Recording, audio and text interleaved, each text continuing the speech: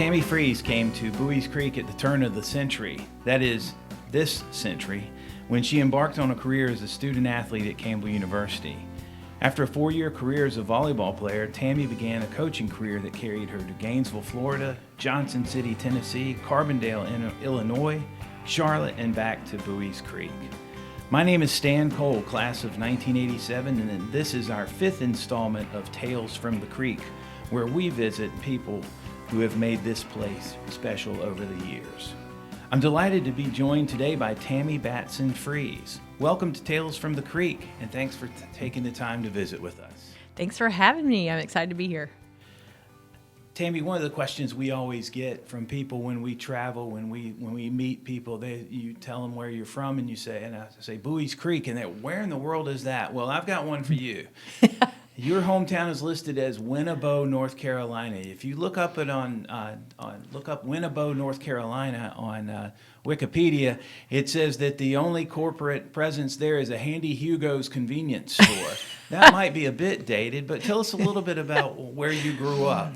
That's about right. That is right. If you are traveling down Highway 17 between Wilmington, North Carolina, and Myrtle Beach, there's a little sign that'll point and say Winnebago, and there's a gas station, Handy Hugo's, on 17, and you take that left on the 87, and between there and Southport, you'll find Winnebago.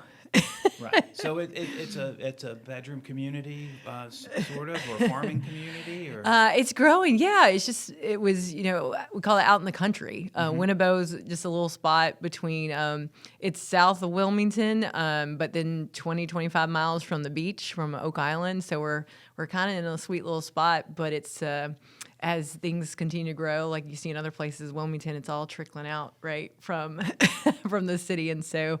But there's still. I grew up on my family land, my mom's family's land, and so my grandparents lived next door, and that was where my mom grew up. My grandfather grew up, my grandmother, that area. My dad his family grew up north of Wilmington in the Hampstead.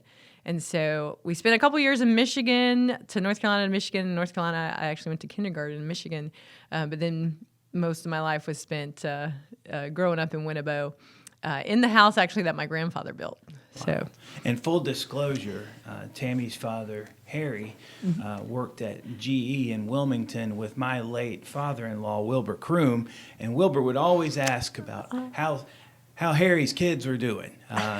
Byron, your older brother, who came to play baseball here, and then Tammi followed to play volleyball. And so I was aware of the Batson family before I even met any of the Batsons, because he let us know when Byron was coming to school here. well, that's so cool. I don't think I knew that. It's just funny how the circle of life seems to circle around Bowie's Creek, it seems. That's one thing I tell people. That's true. This might not be the center of the universe, but you can get anywhere in America from here. Remember, we're only 11 miles from the I-95, I-40 junction. So. That's right. And this segment of Tales from the Creek obviously is brought to you by Handy Hugo's of Winnebago, North Carolina. Our marketing team will be reaching out for a little corporate partnership deal with you, and just in case you're listening, right. The manager down at Handy Hugo's. So growing up in Winnebago, what was like? How did you become involved in sports, and tell us a little bit about that. Right. Well, sports, I got involved in sports early on, and I probably attribute that, one, to my parents. I started with T-ball at the local, Parks and Rec park. And probably my brother started playing. He started with T-ball, started playing baseball at a young age. That was his first sport. T-ball was my first sport. And so every summer, that's where we were. We were at the ballpark. And I started playing softball, I think, when I was 7. Excuse me. And from there, once I got into middle school, my brother was 4 years older than me. So when he hit middle school, still played baseball, started playing basketball. Those were his 2 main sports. He continued that through high school. When I got to middle school, for some reason, this is what I don't remember. I think probably because friends tried out. I tried out for volleyball. That was the first sport I tried out for. You were allowed to try out in 7th grade. And so I made the volleyball team in 7th grade. And then I was going to try out for basketball because everybody played basketball in my family. So my parents had both played basketball.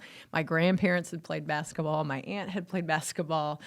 And so basketball was a sport, and that's the sport we watched as well. My family, we were, we grew up watching a lot of ACC men's basketball. And so you were a Carolina or State or Duke fan at the time. Funny story, we didn't watch a lot of football, so football was not popular. And I can get to this when we talk about my husband, Jared. So my first Thanksgiving after Jared and I started dating, and he came to visit and spend Thanksgiving with me in Winnebago, our tradition was to eat, early afternoon meal and then go outside and play some softball or do something. And the first Thanksgiving he was here with me, he's like, well, what are you doing? And I was like, well, we're going outside. We're going to shoot hoops or do something active. And he was like, I'm going to sit here and watch the football game. I was like, oh, that's what football's a thing? So yes, I played. So I ended up playing, like I said, softball early on. For some reason, tried out for volleyball in 7th grade. I tried out for basketball and softball in 7th grade. Actually got cut at the time, which I was devastated. I remember crying. I was bawling at school. Couldn't believe that, I didn't make the team. I was really upset. I tried out again the next year. And so volleyball, basketball, and softball were my 3 sports that I did all throughout high school. So you began multitasking at an early time, and that'll come around to that when we talk about your time at Campbell. So volleyball, basketball, softball, what led you to consider Campbell? What led you, as you advanced and think about playing college sports and attending school, what brought you up Highway 421, so to speak, to Bowie's Creek? Right. Well, I continued, to watch my brother growing up, and I think that was another reason I, like I said, became involved in sports, because he was involved in sports, and I just probably looked up to him and was like, well, he's active, and I enjoyed it. But he came to Campbell first. He was on the baseball team and recruited, and so I started coming up here as a freshman in high school when he was a freshman in college, and watched a ton of games up here on the creek. What's funny, it struck up a friendship actually with my brother's roommate from freshman year, Jody Howe. Had a sister my age, and he was from New York. Their family's from New York. And so actually we kind of became, you call it pen pals, email pals back then. And so I came up here, and so Campbell, I was just familiar with it. I liked it. And then late in high school, I decided I wanted to go to school and pursue volleyball, which I didn't understand the recruiting process, didn't understand how really any of that works. But my schools of choice were kind of, mom and dad were like, apply to UNCW. That was the school close to home. Then I was a Carolina fan growing up, so that was my other school, one of my others, and then Campbell, and then I can't tell you why now, but App State was those are my 4. Didn't look out of state. Like, we have so many schools, great schools in North Carolina, I wasn't even thinking about that. And so I think between familiarity of Campbell and it being one of my schools, and then volleyball came into play, I wanted to pursue volleyball. That became the sport I just really loved and enjoyed. But I was especially being a recruiting coordinator now, to look back, I knew nothing about how to get recruited. And I would describe myself as athletic in volleyball, but not highly skilled. And so I started talking to the coaches here, or the head coach here at the time. And so I was given the opportunity to walk on at Campbell. And I might have had maybe 1 or 2 other schools that I actually talked to about being a student athlete, but Campbell was my opportunity. That was not going to be the case at Carolina or UNCW or App State. And so that ultimately played the factor in me coming here. So you chose Campbell, and Campbell chose you, so to speak. Yeah. Yes, absolutely. Sure. It's an interesting story, and I'm sure that, while you were growing up and everything, and then Byron, of course, came here, became an all-conference pitcher, was drafted by the Brewers, played minor league baseball for a number of years. What's it like being Byron's little sister all the time? I mean, is that something that that you kind of fought to overcome, or was it just part of it? I'll say my freshman year, I did get, oh, you're Byron's little sister. You're Byron's little sister. Only to discover that he had told all the, especially the baseball players, like, hey, don't mess with my little sister. So, so when they learned my name, Tammi Batson, at the time, they're like, oh, you're Byron's, you're B's little sister. But no, I think I was really just proud of him. That was something like, hey, my brother's a baseball player, and he's doing really well, and his career. I'd seen him work really hard, to try to be the best that he could be as a pitcher, and someone else that maybe hadn't been highly recruited, but just really worked hard at it and had a passion for the sport. And so, other than that, and just being like Byron's little sister, probably my freshman year, right. I had my own thing.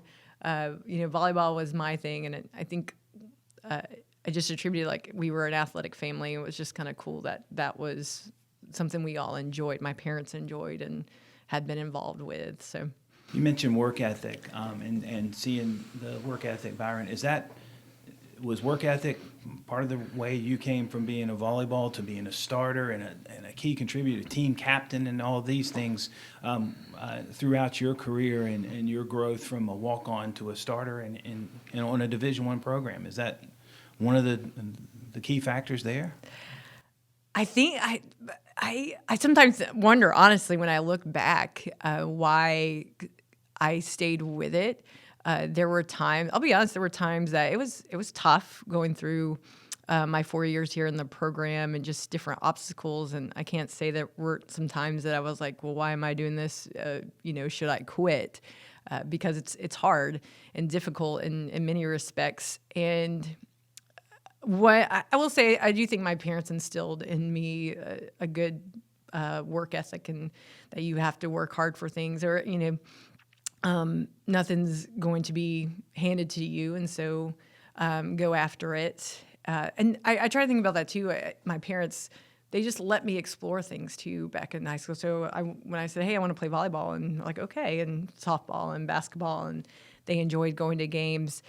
But I think I just loved playing. Mm-hmm. I think that's what it came down to. And so no matter what, to me, it was still worth whatever I was going through, that I wanted to be in the gym. And somehow just loved the sport so much and couldn't see myself doing anything else necessarily. Sure.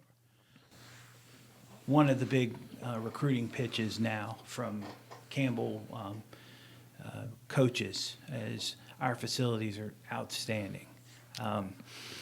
You see where I'm going with this. I see where you're going, yes. The John Pope Convocation Center, Gilbert Craig Gore Arena, was opened in the fall of 2008 after Tammi Batson Fries had graduated from Campbell. Beautiful facility. And she played in Carter Gymnasium. We used to call it Cozy Carter Gymnasium. It still stands for, a lot of people do wonder, what's Carter Gym now? Well, yes, University Rec uses that. There's intramurals and some PE classes there sometimes.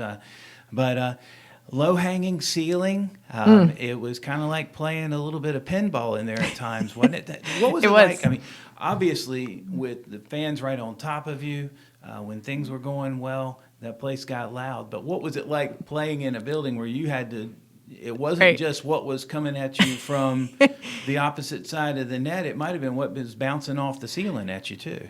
Right. Those rafters, man, they hang so low. I think it actually helped us because we were used to it and eventually got us some points when the other team couldn't control the ball low enough. It was sweaty.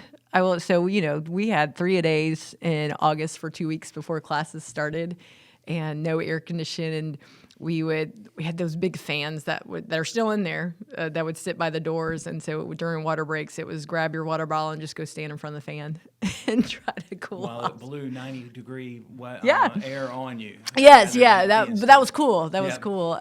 We had to stop a lot. It's funny. I laugh a little bit when watching a volleyball game in Gore Arena because they'll stop and wipe up sweat and all. and we would be wiping up sweat all the time during home games a lot of times. But it was cozy though. We call it the Carter Dome, just to, like the Dean Dome. We call it the Carter Dome, but have fond memories there. I have fond memories, Stan. I was also in the pep band my first couple of years, and played the tenor saxophone in the pep band. So for basketball games, it was impressive to pack as many people as we did into Carter Gym sometimes. Pep band, volleyball team. Your major was athletic training, which included a practical aspect to that as well. You graduated magna cum laude, including an A in a sports reporting class in the spring of 2004, by the way. Yes, one of my favorites. As an elective. Not many medical field people journey over into the liberal arts side of journalism. How did you pull it all together? I mean, that's studying the 20-plus hours that the NCAA recognizes a week of a sport, but that doesn't include travel. That doesn't include other times where you've got other activities that you have to do, rest and recovery, pep band, athlete training. How'd you do it? I don't know sometimes either. And I will say I did not like to pull. I never pulled all-nighter that I remember in undergrad. It was midnight to 1 o'clock. If I didn't have it, studied what I needed to by 1 a.m., done, because I had to have sleep. I think I will say for athletic training, I had some very, the head of the program at the time, very organized. So when it came to class scheduling and all, because our trainers, they had to teach our classes in the morning and we had to be out for practices in the afternoon. And they worked with me really well as far as I had to, of course, go to my own practice and then still get my clinical hours. And so there wasn't much free time unless it was off season on the weekends. But I guess I liked being busy. And I did. I took electives. I got to my senior year, got to take some electives. I took piano for a while too because I enjoyed that. That was something my mom taught me growing up, and I liked that music side. I enjoyed that sport writing class. I remember that because there was a part of me when I was looking at going to college that journalism was an appeal. And so that was my, let me just take this and see. And of course, sports, the reason I even chose athletic training because I loved being around sports. That was one of the reasons. I did like science. I liked anatomy and phys in high school. So that was one reason I was thinking, well, this is a major I can be around sports and also kind of appealed to me that way with the classes. So I look back sometimes and just think, I didn't probably have a lot, but I did. I found time though to enjoy friends and do other things, but life was busy for sure. There's not a lot of student athletes that are involved in athletic training, just because you've got time pulling at you so much outside of class, that practical time pulling from both directions. So that in of itself is a testament to someone who is highly organized and highly dedicated to a pursuit. Tell us a little bit about some of your mentors while you were here, some of your coaches. I have full disclosure here. Tammy's husband, Jared, and I work in the same building. Jared's in charge of our academic support services, and I lean on outside sources sometimes for discussion topics. And he mentioned the name Debbie Williamson as someone who is really key in your development and your growth while you were here at Campbell. Yes, Debbie's always the first person that comes to mind. So Debbie, while we were students here, she was a professor. So we had some classes with her, me and my friends who were either in exercise science or sport management, PE. And I think one of the reasons that she stands out, one, she was a great professor, just enjoyed her class. But there were so many aspects of her as as a female to look up to. She was a wife, so she was the wife of the athletic director at the time. She was a professor.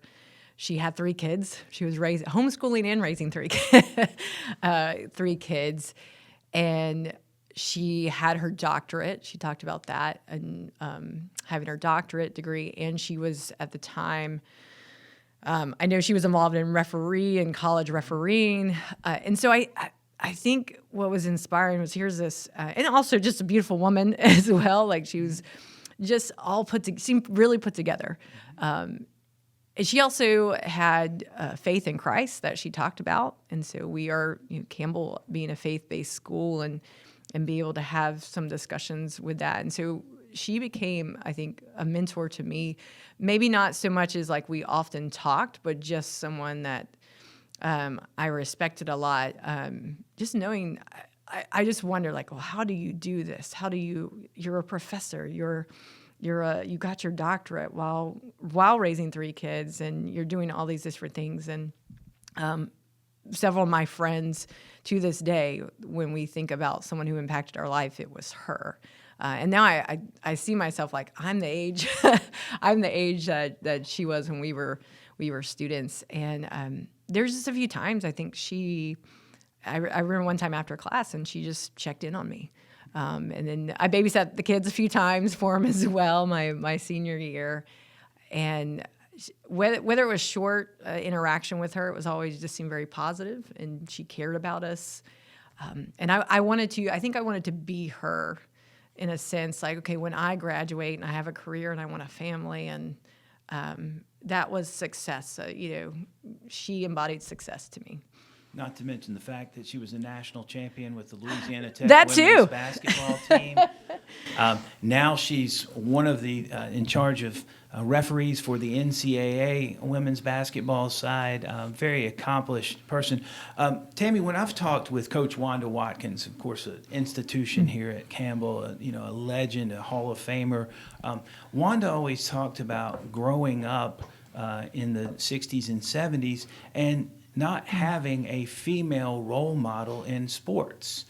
She was always, and when you talked about watching ACC men's basketball growing up, was Debbie one of the first female in-person role model heroes that you had? I mean, even here in the 2000s, as the women's athletics has become more and more popular worldwide.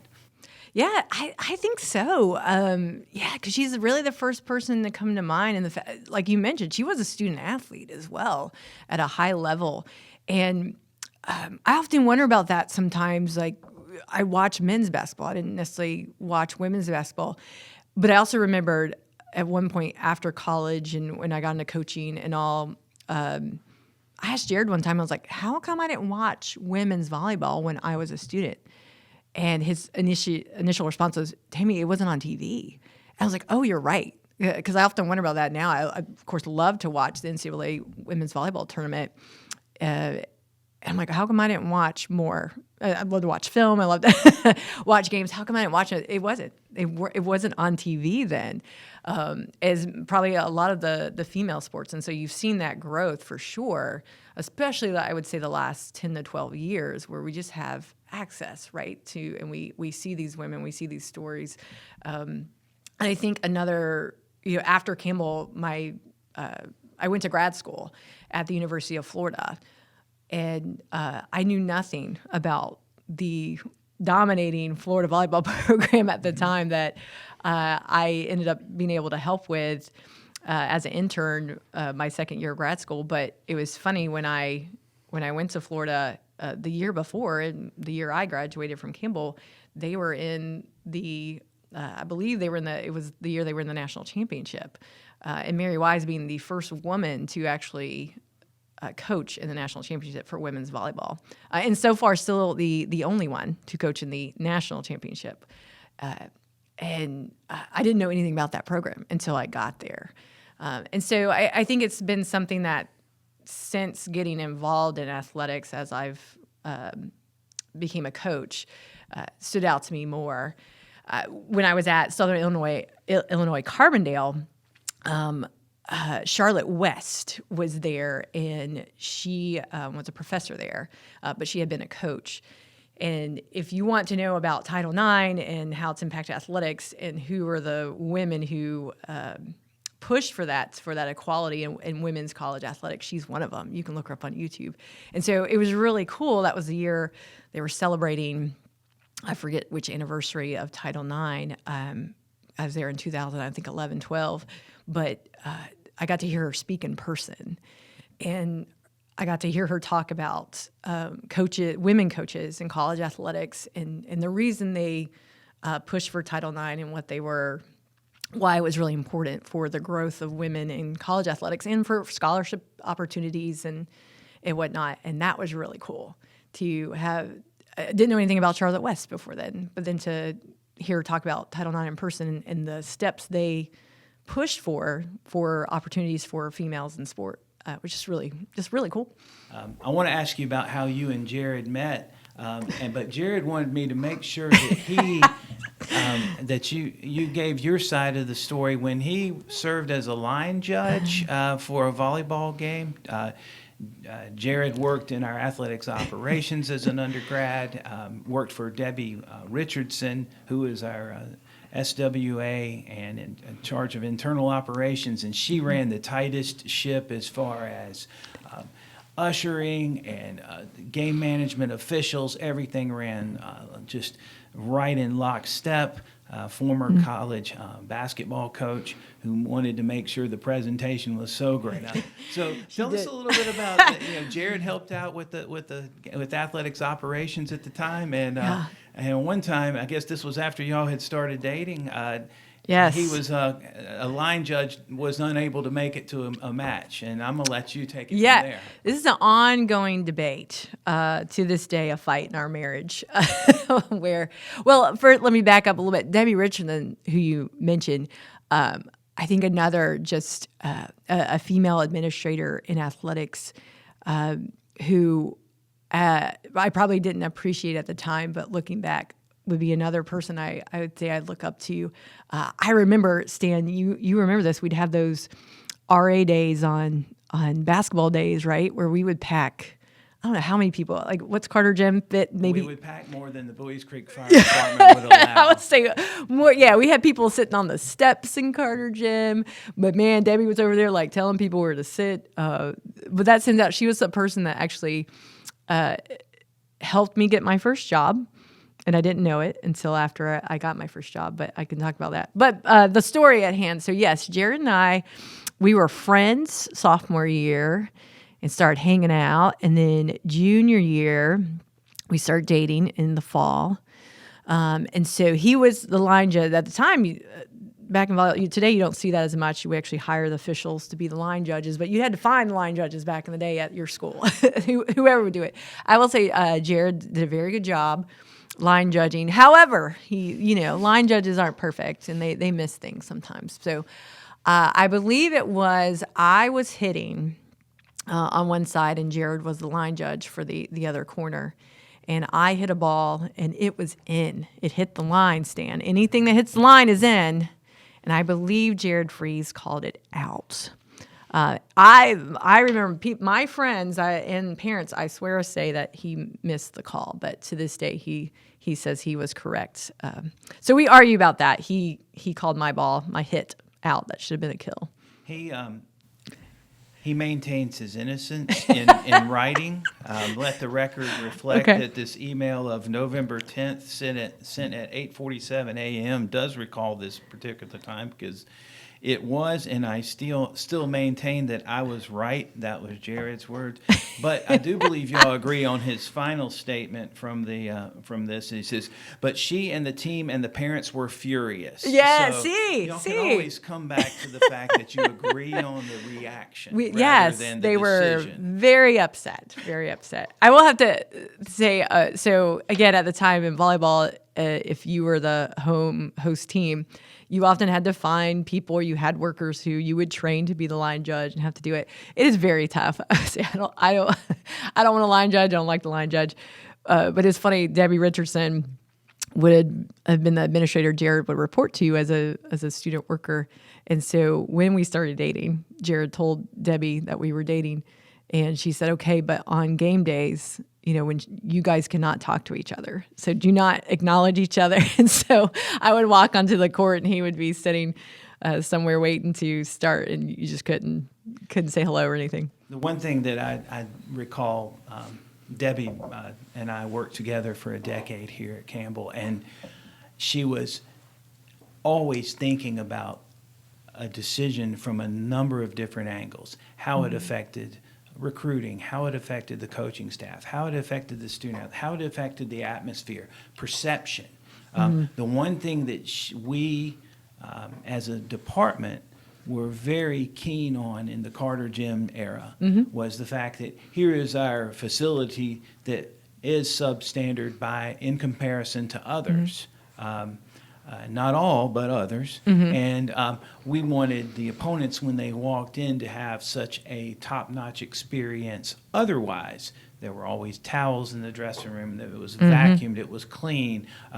You knew what was going to happen in what order as far as a timing sheet for how things started and were operated, that the operation overrode whatever facility shortcomings, let's say. Yes, put it. absolutely. And so I can so see Debbie sitting Jared down and not smiling and telling him straight, this is how it's going to be. Yes, we will be professional. I can see Jared nodding his head because you didn't wag your head at Debbie. Right. But she's a dear person, but boy, I learned so much from her because when she came on, I was in my early 30s. I'd never thought of so many angles and so many decisions we were making as an administrative staff. And she was the first person that I really remember saying, now hold on, let's consider this from the coaching standpoint, from the student-athlete standpoint, not just the operational standpoint.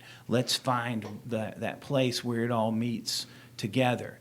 And she's one of the people in my career that I consider and I think about things, and we bring up her name in my office, Jason Williams and Jason worked with her for a few years before she left, always talking about if something operational goes well, we think about that's a Debbie Richardson thing, and if something, whether it's here or more often than not on the road, goes awry, we think, well, Debbie would be furious about that. She would be fuming. And we've had a lot of chuckles and smiles about that over the years. So you meet Jared. Y'all are here in spite of the disputed call that y'all have been together now for a couple decades. We've learned to work through it. In spite of that, y'all have been able to put that aside, at least until it comes up again. Tell us about that and how y'all have grown and moved on, and y'all have bounced around the country before coming back here and to the creek. Yeah, we have. So, Jared and I started dating our junior year. He actually transferred to Campbell from another school, and it's been interesting. I think senior year. So senior year, he was a PE major, education major. I was athletic training, and I think we both decided in our senior year. So helpful for any students out there when you think about changing your major or going on to do something else. We both were like, we don't know that this is what we want to do.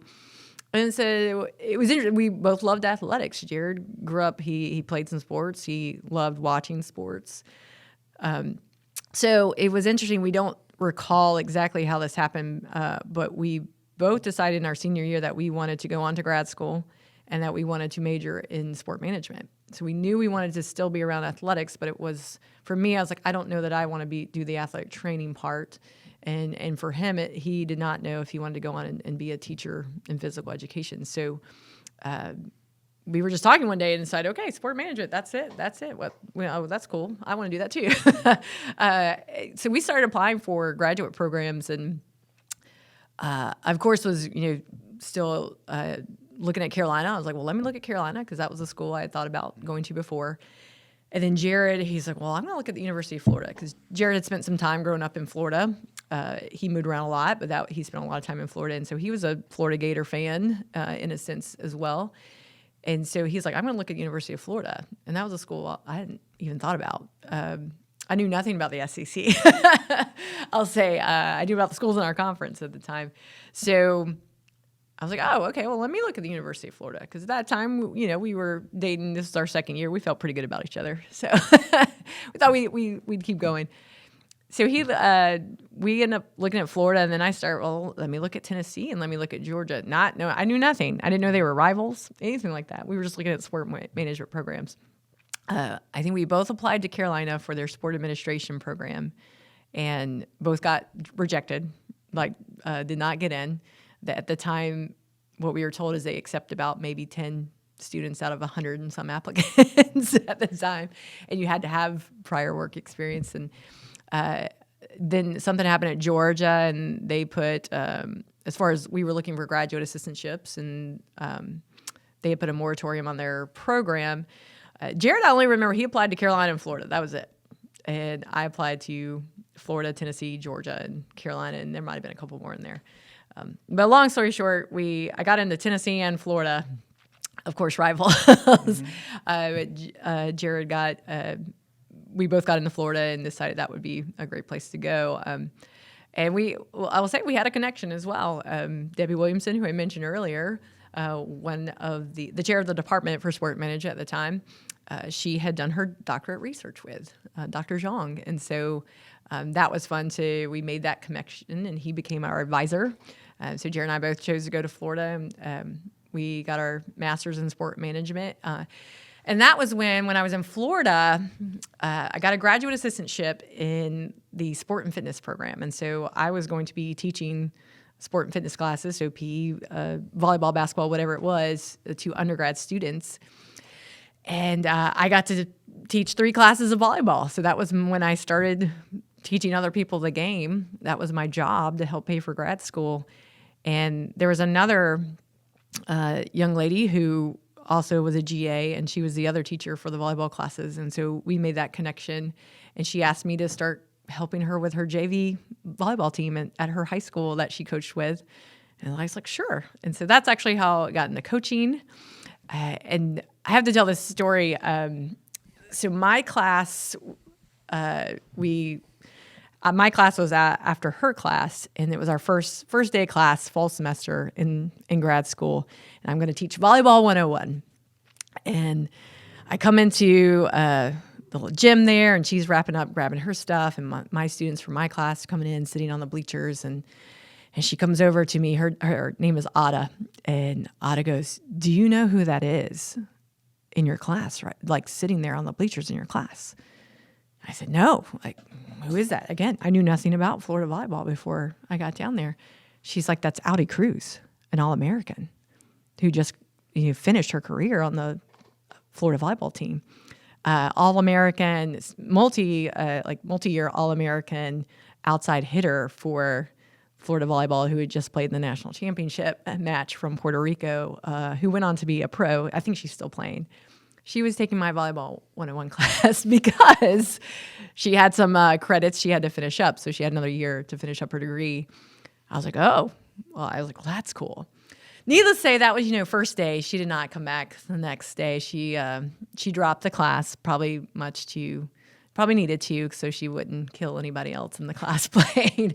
But that's just a funny story. But Ada is, I'll say, who invited me to start coaching. And from there, that's how I got started with coaching. And Jared and I, we stayed together. We went to grad school together. We both graduated. And then he got a job opportunity in Florida on campus working for a bank in the student union, while I got my first coaching job at East Tennessee State. And so I'll give you the short version. We continued dating, but spent 2 years apart. And then we got married, and we were at East Tennessee State. I was there a total of 5 years. So Jared was there 3 years, and that's where he got started in academic support and athletics, got his first job in athletics. And then from there, we started making kind of some jumps. So what I love about Jared, I'll tell you, in our marriage, and I think what works, is that we encourage each other to pursue our dreams. And so I pursued a coaching opportunity at Southern Illinois, Carbondale. And so we moved out there with just my job. And we had Layla at the time, our first child, who was, I think 1.5 when we moved. And so we've had leaps of faith, I should say. So we went out there. We were only out there a year. Unfortunately, had a bad season, and my boss was fired in December. So right after season, I got out there in May. But we were out there a year, and then Jared got an opportunity to move to the University of Charlotte and be an academic support in athletics. And so we moved to Charlotte for his job. I was fortunate to get an assistant coach job at Queen's University of Charlotte during that time. And then we moved again. That was when the opportunity came up after being there 3 years for Jared to move to Campbell. And I remember when that position came open, Jared, I will say, has always said that he would move back to Campbell ever since we graduated. And he always kept up with Campbell and athletics and what we were doing. And so it was when this job for him came open, he's like, I think I want to apply to Campbell. And so that's what's brought us back here, kind of full circle. So we've moved, Jared moved for me to ETSU and SIU. I moved for him to UNC Charlotte and Campbell. So, and now we've been here 6 years, 7. So tell us about, Tammi, about, you came up and you played volleyball and you were active in sports. What was it that drew you to coaching? What's the best thing about coaching? And you're still involved in coaching. Yes, I can't seem to get away from it for some reason.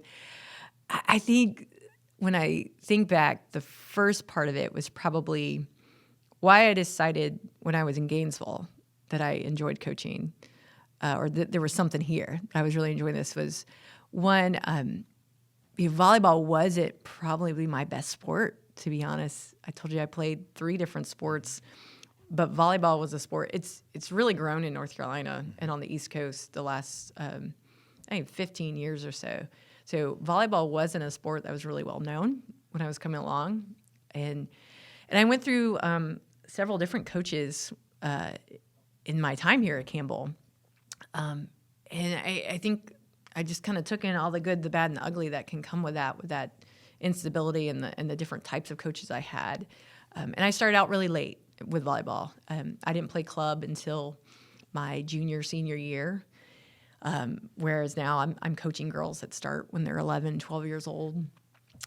So I think when I had the opportunity to then teach volleyball at Florida, I really enjoyed that, teaching someone else how to play.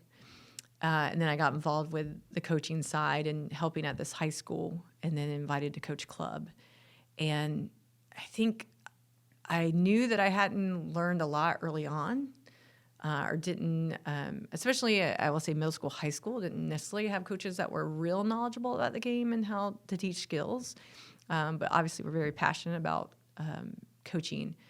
So I wanted to be someone who was really knowledgeable that could teach the game well.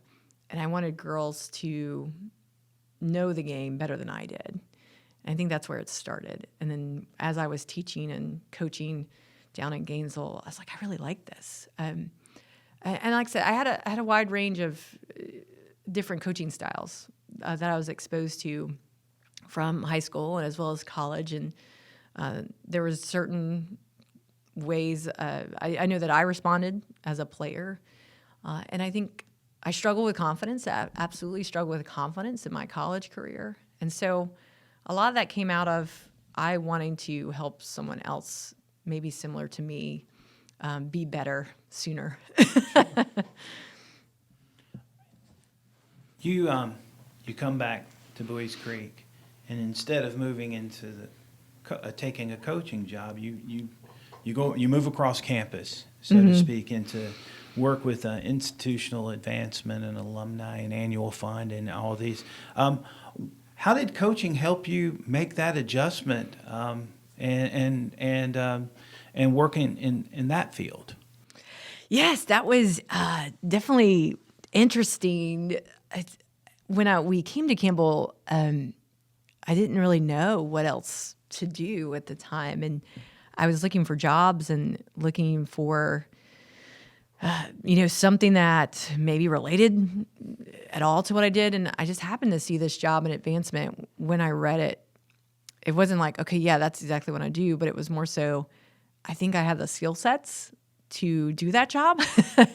And so part of it, in being an assistant coach at a school, wearing many hats. So it's not just the coaching on court part, but it's the recruiting part, which is essentially you've got to get someone you want to come to your program to buy in and want to come to your school. So there's I guess you could say a selling aspect to that, a marketing aspect to that. We ran summer camps every summer, and so that's coordinating with different offices on campus. And I think my first camp at SIU, I had done camps before at ETSU, but when I got to SIU, I was there for a week, and then my boss was like, hey, me and the other assistant have to go recruiting at this tournament. You're going to run the middle school camp, which usually has 90 to 100 kids in it, and you've got to walk them all across campus and and be in charge of them, all this kind of stuff. So there's definitely, the skill sets of organization, running events, the fundraising part, which is very much trying to make connection with donors. I had done that in certain ways in my job as a coach, and so that's why I think those skill sets, as we say, related to my work in advancement. All the while, you are serving as a volunteer assistant with the Campbell volleyball program, and making a foray into broadcasting, doing some color analysis. So you're circling back to your undergrad sports reporting job. Yes, there, and exactly. Watching ball games on TV as a kid and seeing that. I'm looking around and I'm sitting here thinking, and I look at a lot of people in our department and throughout the folks that I come up with that have families of various ages. And my wife Claudia and I have raised 2 here on campus, literally on campus, and they're grown and out and doing their thing now. How do you and Jared balance it with Layla and Abigail, school-age children, and sometimes schedules that go in opposite directions? How have y'all managed to pull that off? Well, what I do appreciate, Jared loves volleyball as well now, and since we were in college, and our kids, your kids, that's one of the special things about Campbell, right? It's a community, it's a family. Debbie Williamson, I remember her 3 kids run around campus. We would go rollerblading on campus when I would watch them.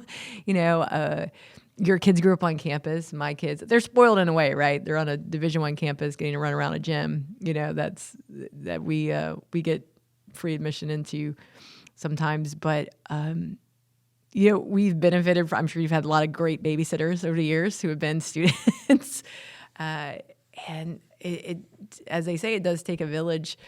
We've had, just so many great students that help us out and be our babysitters. We, when he's got to go to a sporting event, or I want to come to volleyball, or I want to travel with them as a volunteer, we just work it out. And I think we just love being a part and being a part of this community. And I think that's why we came back. When it was moving back, we moved back for Campbell. It's not like this is necessarily a place we, like we didn't pick Bowie's Creek or Coates to move to. It's like we moved for Campbell and to come back to the school. And not that we knew some people here, like you and all, which has always been great to come to familiar faces, but then also the new friendships and relationships. And so, yeah, it takes a lot of communication though too. And with the kids getting older, it's a little busier now as well. Layla started playing volleyball in middle school. And so I do think we're a little bit more like, okay, what do you have this week and what's on the calendar? But it hasn't been without help for sure in those connections and the people we've met on campus. One thing that I've always explained to people, people look at this as little tiny Bowie's Creek. And sure it is, relatively speaking, if you compare it to Raleigh or Charlotte or Atlanta or D.C. But the fact of the matter is that our kids, yours and mine, know people from every inhabitable continent on this world because of Campbell. Because they either came here as a general student, or they may be a faculty member or an athlete.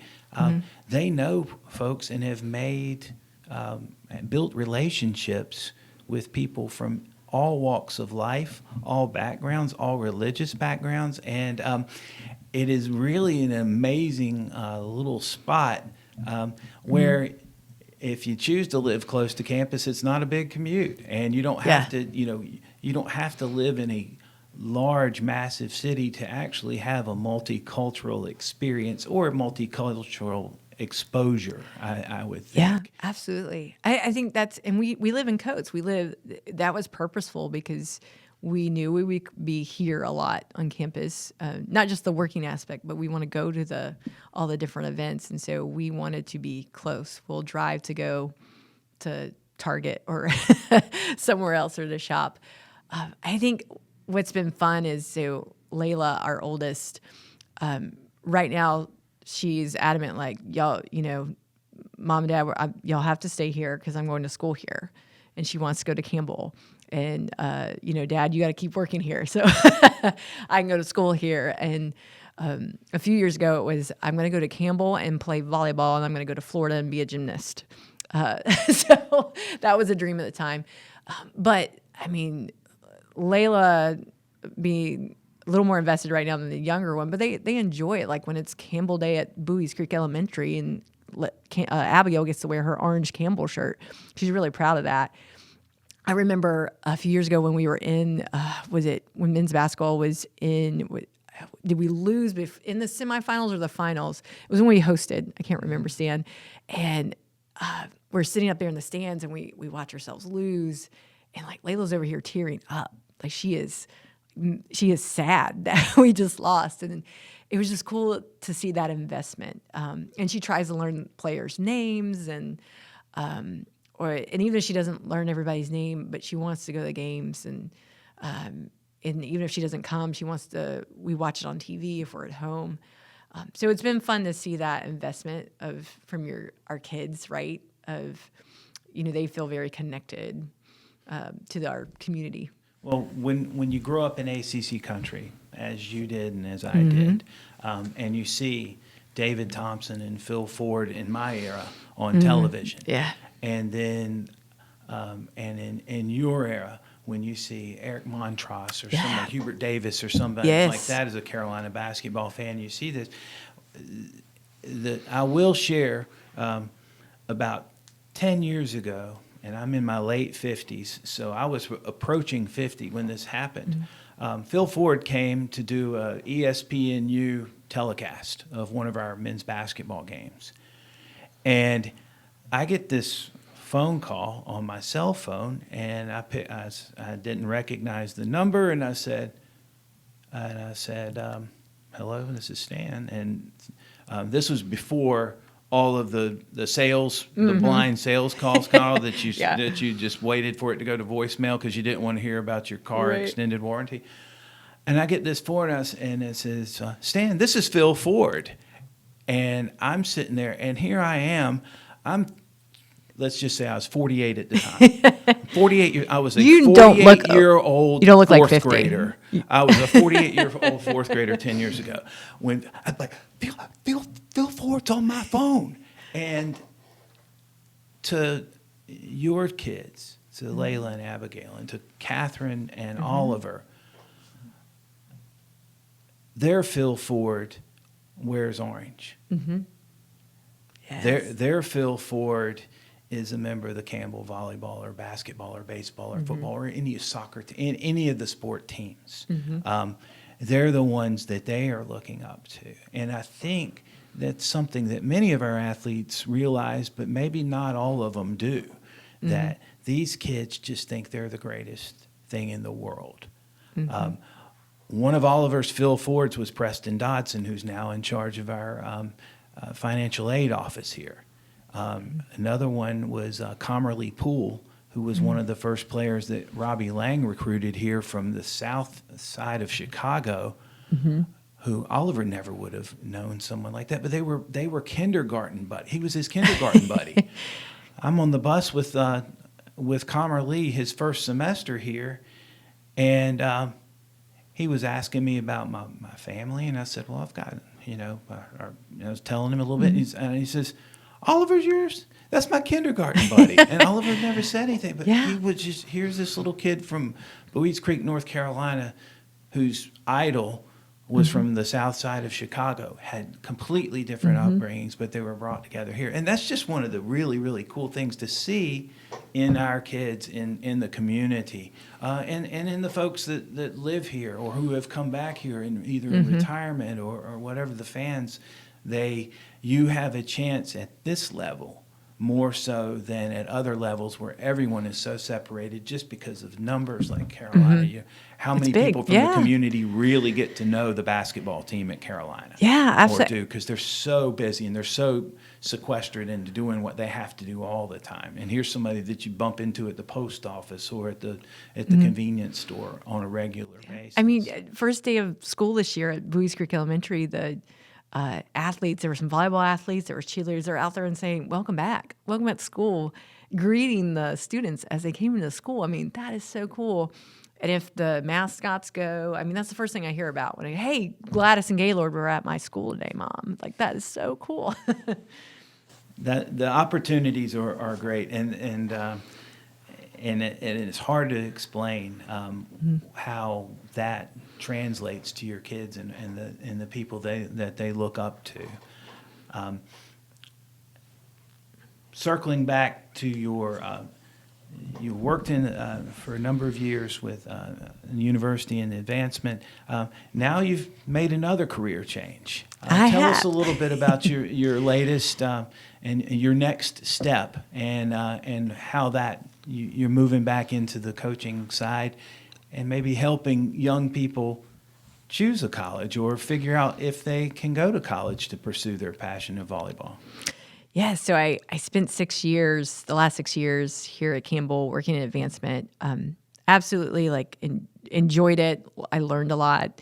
I love the people I work with. And I actually just stopped by early this morning and said hello to the people in my old office. But I knew that I was director of annual giving, and I knew it wasn't something I wanted to do long term. And I always wanted to be back in volleyball in some respect and coaching full time. And so about a year ago, I was actually benefited from going through this vocation program, the study on vocation that Faith Beam was doing with staff on campus at Campbell. And we were exploring what it meant, what vocation meant to us and what ours was and how we could live that out in what we were doing. And so that was really interesting. And I was the volunteer coach for Campbell Volleyball. I had started coaching club again with Triangle Volleyball Club in Morrisville is where the facility is, so out of the Raleigh area. And we pull athletes from Chapel Hill, Durham, and Raleigh, of course, and other areas. But I had gotten a call from them a couple of years ago and said, hey, would you be willing to coach one of our 14s teams, which I was allowed to do while still coaching in college because of the NCAA rules. So the only thing is it's an hour drive from where we live. But at the time, Abigail was older because when we moved here, she was 4 months old. So now she's older. And I think I was in a place like, well, yeah, I'd love to do that. So I started coaching club for Triangle. And the thing about Triangle Volleyball Club, if I had to kind of summarize all of my, from Campbell on, we keep saying circling back. I've definitely circled back. Triangle Volleyball Club, when I got into coaching, it's a very well-known club, known nationally, and I definitely tried to recruit players out of Triangle Club when I was a college coach. So I knew about them, and actually when I was in Charlotte, I started coaching club, and they wanted me to be a club director for this satellite club in Concord, North Carolina. So one of the first things I did, because I was coaching at Queens and now I'm going to be a club director, was call Sherry Fadul up, the executive director of Triangle Volleyball Club, because Triangle was well known. I was like, okay, I want to know how they do things. And so we met about 10 years ago. And so then they called me up 2 years ago or 2 or 3 years ago and like, hey, do you want to coach club again? Great, yeah, I'd love to. And so And then last summer, Sherry called me and said, "Hey, would you want to be our recruiting coordinator for Triangle and come work at Triangle full time?" And like I said, I had been thinking about after our study on vocation and what it is, and kind of really discovering that I want to be someone in particular for females that can encourage them. And I thought back on Debbie Williamson. I was like, I want to be someone like her. And that's why I like coaching, because you can help instill confidence. You can teach someone skills and encourage them in their pursuit of being a great player. So I love talking about recruiting. I would, even though I wasn't maybe coaching full time, I often had athletes ask me, high school athletes, or had parents who knew I had coached, like, how do you get recruited? And I was like, oh, okay, well, here's some things you can, and this is how kind of the world works, because I've been on this side, I've been a coach, and this is what we see. So this is what you need to do to be seen.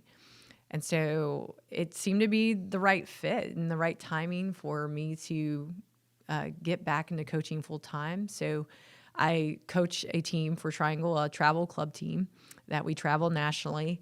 And then my main responsibility is recruiting coordinator. And so I am helping our athletes, our female student athletes who are in high school, navigate the recruiting process. And so you want to go play in college? Okay, these are the steps. This is what you need to do. And then I provide guidance if they have questions about anything, because the process can be pretty daunting. And so that's what I do now. And that's the only thing that pulled me away from Campbell, really, was that I could get back into the volleyball world full time, which is what I wanted to do.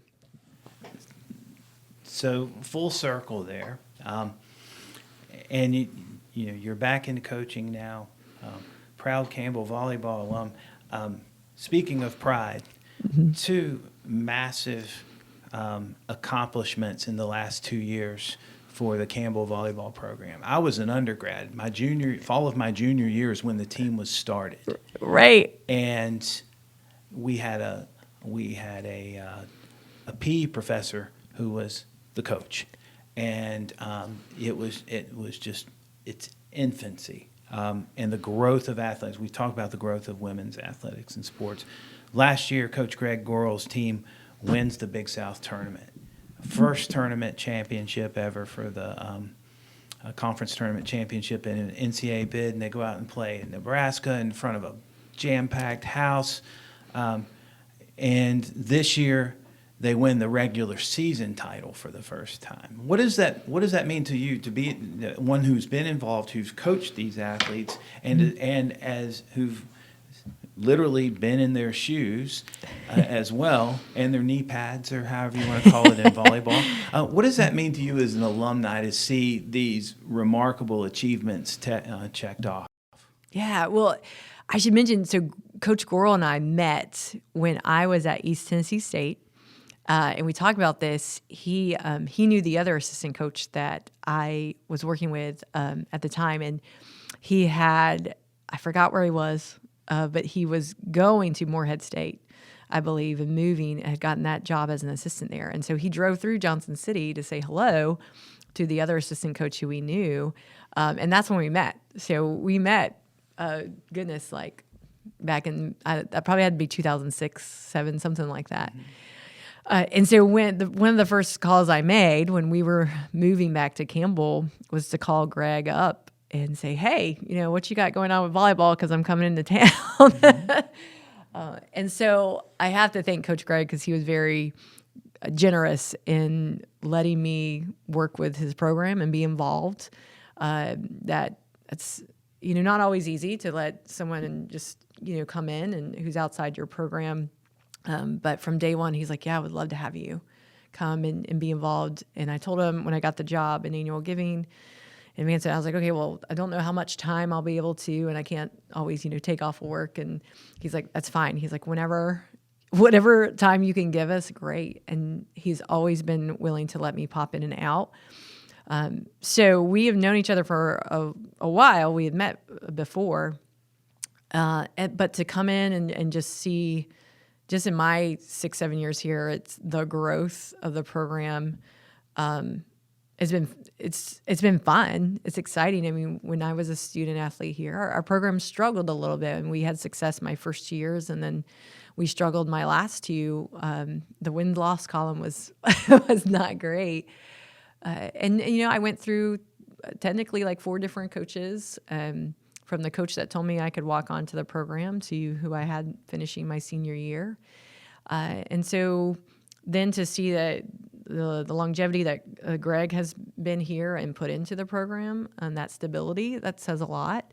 I've got to know all the assistants who've put their time into the program.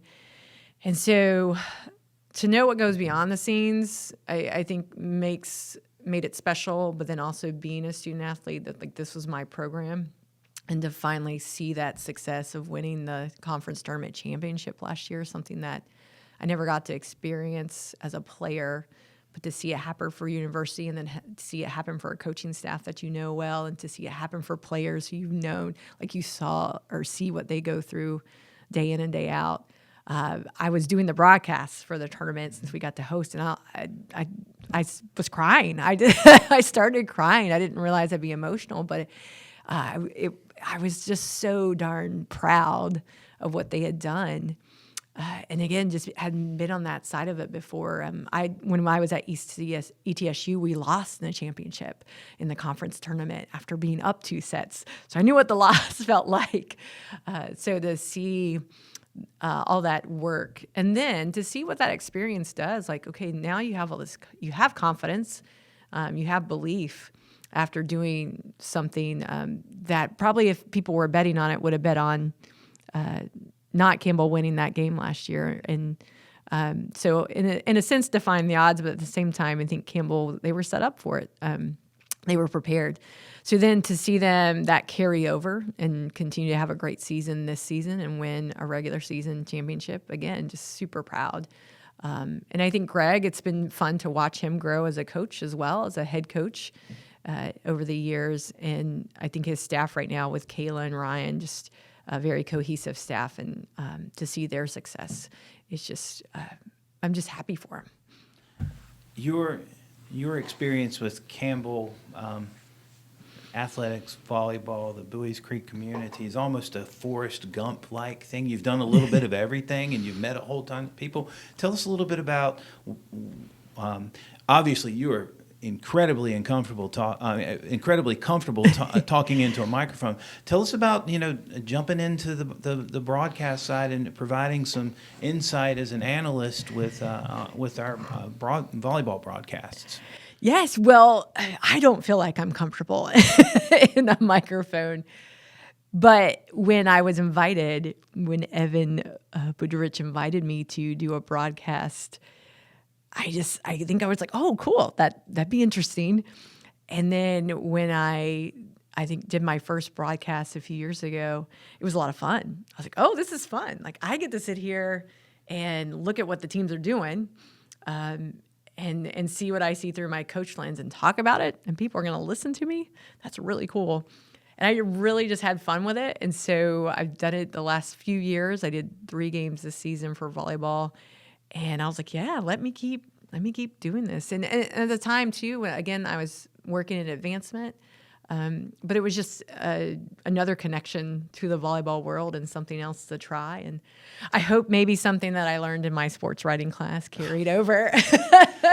More than likely, something you probably picked up from watching hours of sports on TV and listening to really good people do it at all different levels and for all different sports. Yeah. Well, I pay more attention now for sure once I started. Evan was great about giving me a lot of good tips. And then it was funny, I was listening to another college match a few weekends ago, turned on the TV on a Sunday to watch a match, and I'm like, wait a second, I know that voice. And sure enough, it was Evan on the broadcast. But yeah, then one of the SEC analysts was a player at Florida as well, and so I'll pay attention to her, and there's a few other coaches I know who are not coaching now but have gotten onto that side, and so I think it's a lot of fun. Well, finally, Tammi, this is my clincher question for everyone. Can you put into words how Campbell and the Buies Creek community have impacted your life? Oh, wow. I think I'm going to tear up just thinking about that question. I don't know if I could sum it up, but I can say I feel very grateful. And I am going to tear up thinking about it because, Stan, I will say, Jared and I often think about you too as someone that, when we think about people who love the community, you love the community. You're very much a part of it, you and your family. And I think you know this. Like, I think it's done so much for us. I'm gonna, oh my gosh, I'm gonna really cry right here. But I think, when I came to school here, it's like, okay, I'm gonna come get my college degree and move on and go live my life. But, something keeps bringing us back. And I met my husband here. I got a really good education. I want people to know that. I went from a small school to a big school. And when I went to that big school, which is a great university as well, but something I learned was like, I got a really good education here at Campbell. I had awesome professors who cared about me. Sorry, I'm saying I'm a lot, but now that I'm all teared up. And I met my best friends. I just celebrated my 40th birthday, Stan, a couple months ago. And 4 of my best friends from college, we got together, flew from all the way across the country. One of them drove down from Maryland. We were missing one. We're missing one of my roommates, but we got that. Those are my best friends. The best friends of my life are the ones I met here at Campbell. And then it was, I think the last few years being back is when I've reflected on my first time here, as I call it, my first 4 years. My brother went here. And so he started it all, I think, by his experience he had here. So it's just, I got my first job. I'll bring that back up. My first job, Debbie Richardson was a reference for me, but I didn't put her down as a reference on paper. I don't remember having more than a couple of conversations or, in passing with Debbie Richardson. But what I found out when I got my first coaching job at East Tennessee State, Debbie had a connection with she was SWA here, Senior Women's Administrator, and she knew the SWA at ETSU. Debbie actually had been a coach at ETSU. And so when the head volleyball coach went to her SWA and was like, here's some of the applicants I'm looking at, and she saw Campbell University on my resume, she called up Debbie Richardson. It's like, who's this kid? Who's this person?